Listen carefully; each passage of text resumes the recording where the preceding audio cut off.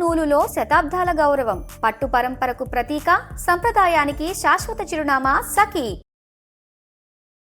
నమస్తే, welcome to Suman TV. నేను పద్మిని. ప్రస్తుతంతో పాటు ప్రముఖ ఆధ్యాత్మికవేత్త, జ్యోతిష రత్న, వాస్తు జ్యోతిష పండితులు డాక్టర్ సూరంపూడి భానుకోటేశ్వరి గారు మనతో పాటు ఉన్నారు. మాట్లాడదాం. మేడం నమస్తే. మేడం జై శ్రీరామ్, శ్రీమాత్రే నమః, శ్రీ గురుభ్యో నమః. ముందుగా మీకు శ్రీ పరాభావన సంవత్సర ఉగాది శుభాకాంక్షలు మేడం. ధన్యవాదాలు పద్మిని. మీకు మరియు సుమన్ టీవీని వీక్షిస్తున్న వీక్షకులందరికీ కూడా పరాభవ నామ సంవత్సర శుభాకాంక్షలు. ఈ ఉగాది మీ జీవితాల్లో నవవసంతాలని మన జీవితాల్లో నవవసంతాన్ని కురిపించాలని, మన అందరం కూడా ఆనంద డోలికల్లో తేలిపోవాలని చెప్పి, మనకున్న కష్టాలన్నీ కూడా తగ్గిపోవాలని చెప్పి జగన్మాతని మనందరి తరఫున మనస్ఫూర్తిగా ప్రార్థిస్తున్నాను. థ్యాంక్ యూ అండి. Thank you so very much. ఒక్కసారి ఈ ద్వాదశ రాశులకి కూడా మనం ఖచ్చితంగా రాశి ఫలాలు అంటే తెలుసుకోవాలి అని అంటే అది ఉగాదికి మాత్రమే మనకు ఉన్నటువంటి సాంప్రదాయం. కాబట్టి మరి పరాభావన సంవత్సరం పేరేమో పరాభావం కదా, మరి అవమానం కదా, ఒకంత భయంగా ఉంది. మరి అంత భయపడాల్సిన అవసరం ఉందా? ద్వాదశ రాశులకి కూడా ఎటువంటి ఫలితాలను ఇవ్వబోతోంది గోచారం ఒక్కసారి మీ ద్వారా తెలుసుకోవాలనుకుంటున్నాను. తప్పకుండా పద్మిని. పరాభవం అనేది గోచారం మనకి ఇప్పుడు జూలై నుంచి జూలై వరకు కూడా గురు భగవానుడు మిథున రాశిలో ఉంటాడు. జూలైలో మిథున రాశి నుంచి కర్కాటక రాశిలోకి వస్తారు. శనేశ్వరుడు మటుకు మీన రాశిలోనే ఉంటారు, శని మహారాజు. రాహుకేతువుల ట్రాన్సిట్ ఈ డిసెంబర్లో మారుతుంది, 2026 డిసెంబర్లో. వీళ్ళు ఏంటంటే ఊరందరిది ఒక దారి అయితే ఉలిపిట్టేది ఒక దారి అన్నట్టు రివర్స్ అనమాట. వాళ్ళు ఉండేది రిట్రోగ్రేషన్ లో ఉంటారు కాబట్టి కుంభం నుంచి మకరానికి, అలాగే సింహంలో ఉన్న కేతు భగవానుడు కర్కాటకానికి వెళ్తారు. బట్ ఇదేంటంటే ఒక మేజర్ ఇంపాక్ట్ అనేది డెఫినెట్ గా ఈ సంవత్సరము, అన్ని సంవత్సరాలు వచ్చే మనకి ఉగాది ఫలితాలు ఒక ఎత్తు అయితే, డెఫినెట్ గా ఈ సంవత్సరం ఒక బ్యూటిఫుల్ థింగ్స్ అనేవి అందరి జీవితాల్లో ఉండబోతున్నాయి. అవమానం ఉంటుంది అన్ని రాశుల వాళ్ళకని కాదు, కొన్ని రాశులు, అది మనం రాశి వారిగా మాట్లాడుకున్నప్పుడు ఏ రాశి వాళ్ళకు ఉంటుంది అనేది నేను స్పెసిఫిక్ గా చెప్తాను. బట్ ఇదేంటంటే ఈ గురు భగవానుడు కర్కాటక రాశిలోకి రావడం అనేదే అందరి జీవితాన్ని సువర్ణమయం. ఆయన ఏంటంటే మిడాస్ టచ్, ఆయన ఎక్కడ ఉంటే, అందుకే గురుబలం గల వ్యక్తులు కూడా వాళ్ళ ఆరా ఉంటే అదేంటంటే వాళ్ళకి మిడాస్ టచ్ అయిపోతుంది అనమాట. సో అది గురుబలం, కేవలంగా గురుబలమే మిడాస్ టచ్. పట్టిందంతా బంగారం అనేది ఆయన ఇవ్వగలుగుతాడు. సో బంగారానికి కూడా బంగారం అనే లోహానికి అధిపతి కూడా. సో ఆయన కర్కాటక రాశిలో ఉచ్చ స్థానంలో ఉండడం అనేది ద్వాదశ రాశుల వాళ్ళకి, ద్వాదశ లగ్నాల వాళ్ళకి, 27 నక్షత్రాల వాళ్ళకి డెఫినెట్ గా ఒక అల్టిమేట్ టైం ప్రారంభం అవుతుంది. అద్భుతం. మరి ద్వాదశ రాశులకి కూడా పరాభావన సంవత్సరం ఎలా ఉంటుందో ఒక్కసారి మనం మొదలు పెడదాం. ఇక ఫైనల్లీ మీనరాశి, ఈ మీనరాశి వారికి ఎలా ఉండబోతుందండి శ్రీ పరాభావన సంవత్సరం? నేను ఇందాక కంగ్రాచులేషన్స్ మనం వృశ్చిక రాశి వాళ్ళకి చెప్పాం, కన్యా రాశి వాళ్ళకి మీనరాశి. మీనరాశి వాళ్ళు కూడా ఇందులో ఈ కోవలో చేరతారు. ఎన్నాళ్ళు అయింది తెలుసా అండి వాళ్ళ మొహాల్లో ఆనందం చూసి?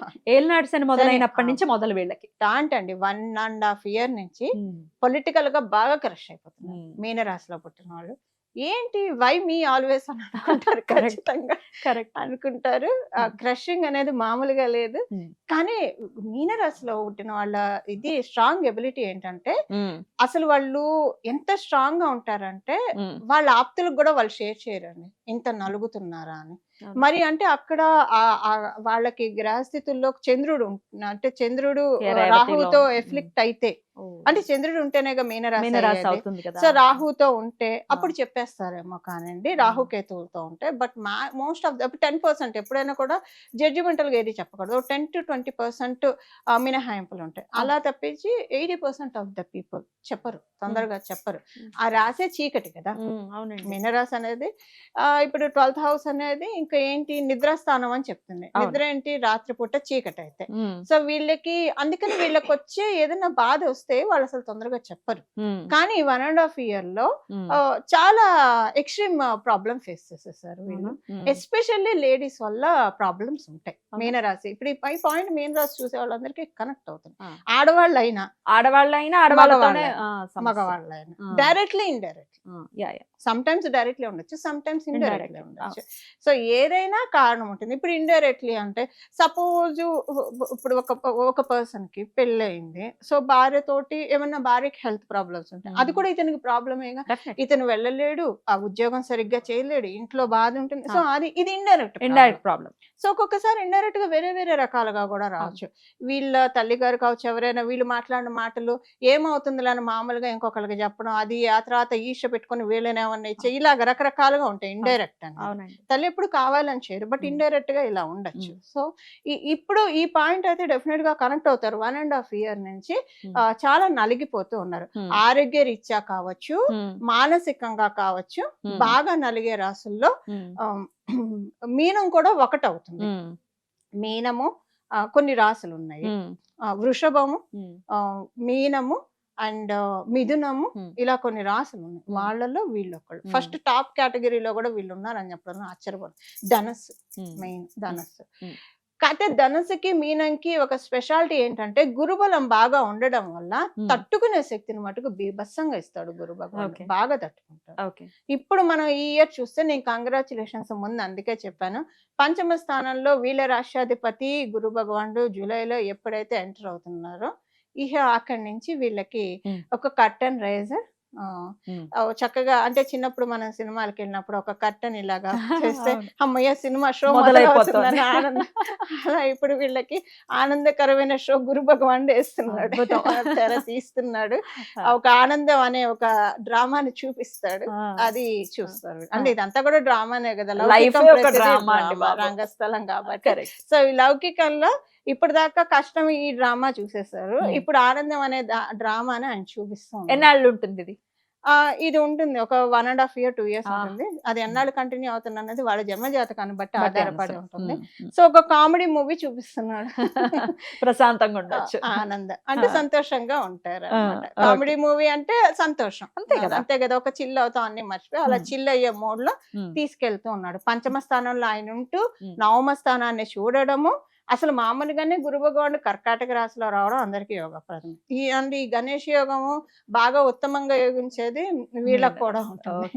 ఎందుకంటే పంచమ స్థానంలో ఎప్పుడు ఇది డిసెంబర్ నుంచి అప్లికేబిలిటీ ఉంటుంది. దీని గురించి మళ్ళీ తర్వాత మనం మాట్లాడుకుందాము. డిసెంబర్ తర్వాత నుంచి ఉంటుంది, వీళ్ళకి ఉంటుంది. సో వీళ్ళకి ఏంటంటే ఏవేవి వాటితోటి వీళ్ళు నలిగారో ఆరోగ్యపరంగా వృత్తిపరంగా వాటిల్లోంచి గురు భగవానుడు ఒక డైరెక్షన్ ఇస్తాడండి. ఎప్పుడైనా ఒక గురువు ఒక మెంటర్ ఒక డైరెక్షన్ ఇచ్చి ఈ పాత్రలోకి తీసుకెళ్తారు అనమాట. వీళ్ళకి ఒక క్యాలిక్యులేషన్ వస్తుంది, క్యాలిక్యులేషన్ వచ్చేసేసి కరెక్ట్ పాత్రలోకి గురు భగవానుడు తీసుకెళ్తాడు. ఎప్పుడైనా లగ్నాధిపతి కావచ్చు, రాష్ట్రాధిపతి కావచ్చు పంచమ స్థానాల్లో ఉంటే లైమ్ లైట్ అని చెప్తుంది, నేచర్స్ లైమ్ లైట్ ఇది. ఎందుకంటే ఇది గోచార రీత్యా వచ్చింది. మామూలుగా కూడా పాపులారిటీ కొంతమందిని మనం చూస్తాం, పంచమ స్థానం బలంగా ఉంటే ఇక వాళ్ళ పాపులారిటీని మనం పట్టుకో అచ్చాం అనమాట, అంతే. అలా కొంతమందిని మనం చూస్తే అబ్బా అని అలానే కళ్ళు ఆర్పకుండా చూస్తాం, అది ఇస్తాడు. ఇప్పుడు జనాకర్షణ యోగం సింపుల్ గా మీనరాశి వారికి, ఇంకా ఆరోగ్యం కానీ వివాహంకి చూసే వాళ్ళ కోసం కానీ ఇవన్నీ ఎలా ఉండబోతుంది? ఇప్పుడు నేను చెప్పాను కదా, ఆరోగ్యము బాగుంటుంది. ఆరోగ్యరీత్యా ఇప్పుడు అందరూ మానసికంగానే పడాలని లేదు, ఆరోగ్యరీత్యా పడ్డ వాళ్ళు కూడా ఉన్నారు మీనరాశిలో. ఆరోగ్యరీత్యా మానసికంగా సెటిల్ చేస్తాడు. గురు భగవాన్ ఏంటంటే జీవకారకుడు కాబట్టి ఫస్ట్ ఆయన ప్రైమరీ అది లగ్నం మీద రాశి మీద దృష్టి పడడం వల్ల ఆరోగ్యాన్ని, మానసిక ఆరోగ్యాన్ని, శారీరక ఆరోగ్యాన్ని సంతుష్టి చేస్తున్నాడు. ఆయన ఏదైనా తుష్టినిస్తాడు. తుష్టిని ఇవ్వడం వల్ల ఏమవుతుంది, ఆరోగ్యం రెండు ఆరోగ్యాలు బాగా ఉంటే విద్యార్థులు బాగా చదువుకోగలుగుతారు, చదువుకున్నది గుర్తు పెట్టుకుంటారు, కాన్సన్ట్రేషన్ లెవెల్స్ చాలా అద్భుతంగా ఉంటాయి. ఇలా వీళ్ళకైతే మంచి ఫేస్ లో ఉన్నారు. జూలై నుంచి చూస్తారు ఇప్పుడు చెప్పినవన్నీ. జూలైలోగా చూడరా అంటే చూస్తారు కానండి, బట్ జూలై నుంచి చూస్తారు.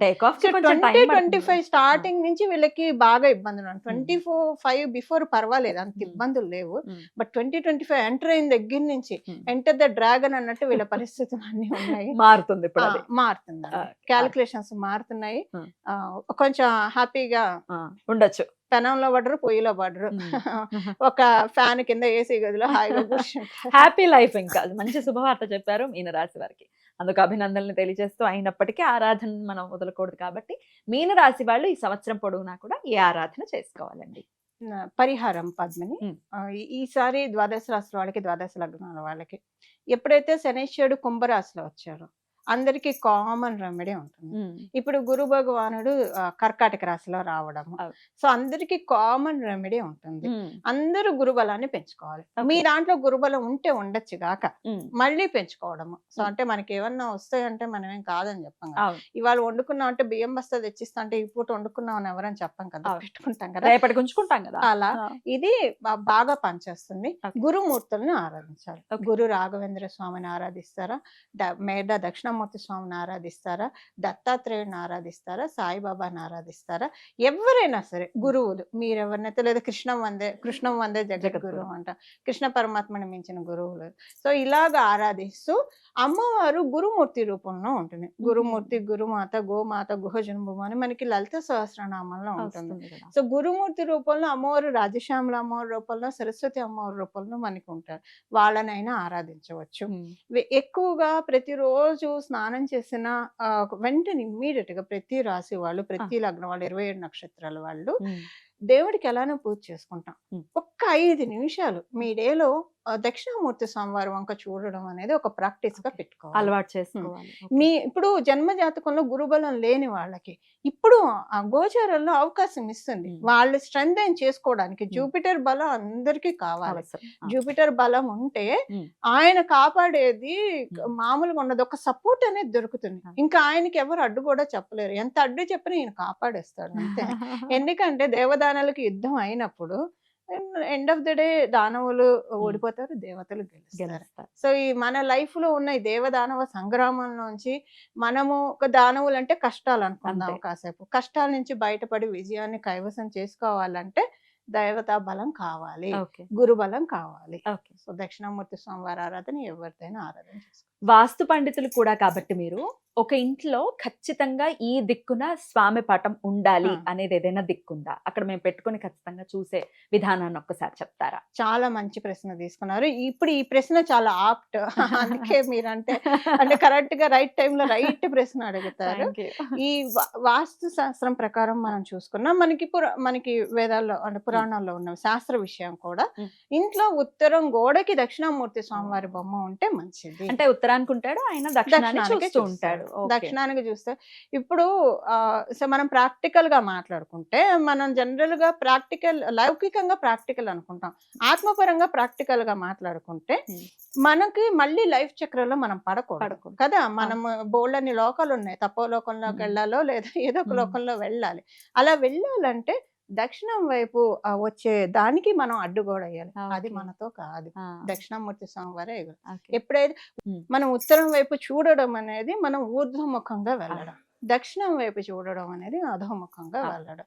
సో ఈ అధోముఖం నుంచి మనల్ని తప్పించి ఊర్ధ్వముఖంలో మనల్ని అప్లిఫ్ట్ చేసేది కేవలంగా ఒక గురు భగవానుడే కదా. దీనికి కేతు బలం కూడా తోడు కావాలి.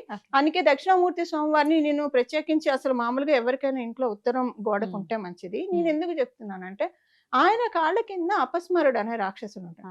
ఆయనే మన రాహుకేతువుగా భావించి దీన్ని తొక్కేసి, అంటే నాకు మళ్ళీ లైఫ్ సైకిల్లో వాళ్ళకి ఎక్కువగా లైఫ్ సైకిల్లోకి తెచ్చేది, ఆ లైఫ్ సైకిల్లోకి రాకుండా నన్ను కాపాడు, ఈ జీవుని కాపాడు. ఎప్పుడైతే మనం జీవుడు అని అనుకుంటూ ఉంటామో ఇలానే ఉండిపోతాం. కాదు, ఈ జీవాత్మ పరమాత్మే జీవాత్మ. అందుకే మనకు ఉపనిషత్తుల్లో చెప్తారు కదా, శ్వేతకేతు తత్వమసి అనే ఒక కథ ఉంది, అది చెప్తారు. సో అంటే తత్వం మనం తెలుసుకోవాలి. అది మనకిచ్చేది కేవలంగా దక్షిణామూర్తి స్వామివారు. అద్భుతం. లేదా ఏ గురు రూపమైనా పెట్టుకోవచ్చు. ఉత్తర గోడకి మాత్రం ఖచ్చితంగా దక్షిణామూర్తి పటాన్ని పెట్టుకుని ఆయన్ని అసలు ఎంత సుందరంగా ఉంటారో, అంటే ఎంత ప్రశాంత చిత్తులై ఉంటారో చిన్ముద్రతోటి. ఖచ్చితంగా అలా మనం పెట్టుకుంటే మన ఇంటికి ఎవరైనా వచ్చినా పద్మిని, మీ ఇంటికి వస్తే దేవాలయానికి వచ్చినట్టు ఖచ్చితంగా చెప్పే తీరుతారు పద్మిని, అందులో డౌటే లేదు. అద్భుతం. హాయిగా ఉంది, మీ ఇంటికి వస్తే ఒక దేవాలయం లాగా ఉంది, ప్రశాంతంగా ఉంది అంటే మన చోటి ఉండాలి అని అనుకుంటారు. ఇది ఏంటంటే స్వామివారి గొప్పతనం. మనం ఆయన వంక చూసినా చూడకపోయినా ఆయన రేస్ మనకి పడుతూ ఉంటాయి, చూసారు. అది మనకి అసలు అలా చూసుకుంటే ఆత్మతత్వంగా చూసుకుంటే మన మనసులో మొత్తం ఇక్కడంతా కూడా నా చుట్టూ దక్షిణామూర్తి స్వామివారు ఉన్నారని మనం భావించుకుంటే మన ఒక బ్యూటిఫుల్ ఆరాలో ఉన్నట్టు. ఖచ్చితంగా చాలా అద్భుతంగా మాకు తెలియజేశారు. ద్వాదశ రాశుల వాళ్ళకి కూడా ఈ పరాభావన సంవత్సరం ఎలా ఉండబోతోంది అనేది సవివరంగా తెలియచేశారు. చెప్పినటువంటి పాయింట్స్ అన్నిటినీ కూడా వారి వారి రాశి రీత్యా ఖచ్చితంగా దృష్టిలో పెట్టుకుని చాలా మటుకు మంచి యోగవంతమైనటువంటి సంవత్సరంగానే ఉండబోతోంది అనేది నాకు అర్థమైనటువంటి విషయం. అది గురు భగవానుడి చేత. సో అందరం కూడా సంతోషంగా ఉండాలి ఈ సంవత్సరం అంతా అని మనస్ఫూర్తిగా కోరుకుంటూ చాలా చక్కటి వివరణను అందించారండి. కృతజ్ఞతలు. నమస్కారం అండి. మంగళం. నమో భగవతే వాసుదేవాయ.